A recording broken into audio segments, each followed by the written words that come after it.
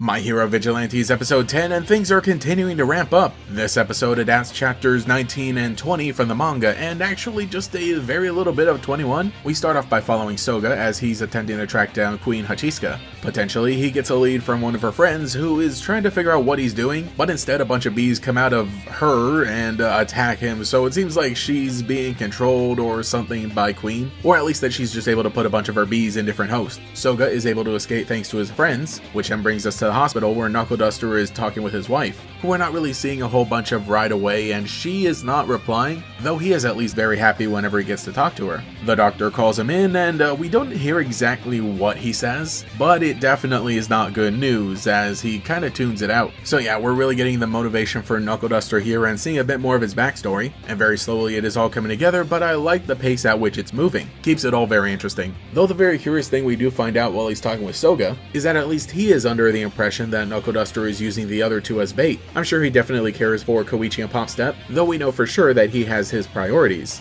especially as we get a little snippet of him training very hard later on in the episode and setting his eyes on Queen. So I love that this is kind of how we start the episode, and it kind of becomes the background and is leading into the final bit of the season, but actually a good amount of this episode gives us a meeting between Koichi, Kazuho, and Makoto, as Popstep has been invited to perform at the opening of a department store rooftop, and it is one of her first big performances beyond just on the street, even though it is just a local thing. But Koichi proposes that Makoto help out, and she really is. She's great at this. You know, we had seen it before, and now that she knows everybody's secret identities, which she is keeping safe, she's able to help them determine things like the overall tone and the place exactly, and give them some good advice. We do check back in with Captain Celebrity, who is still fighting off villains and really trying to get used to his new cheer squad, but because Makoto still works for him, she's able to use that as leverage for the event and kind of buff it up a bit. So yeah, this one is really laying the groundwork for a lot of what's coming later, the actual performance that is going to happen here, as well as all the serious story stuff with KNUCKLEDUSTER. But I just really like this interaction with everybody here, you know, continuing to show that superhero public relation dynamic, and Makoto is just really a great character for this. And some great stuff building up for Kazuho as well, who is a little nervous about things going in, but overall excited to perform. And of course the episode ends with some great cliffhanger kind of stuff as KNUCKLEDUSTER is trailing Queen. Yeah, he really looks like he's out for blood in this, so very excited to see what else happens later. Bit of a lower point episode, nothing huge and exciting, but seemingly all very important, like I said, as we go into the last few episodes of the season. So let me know what you think.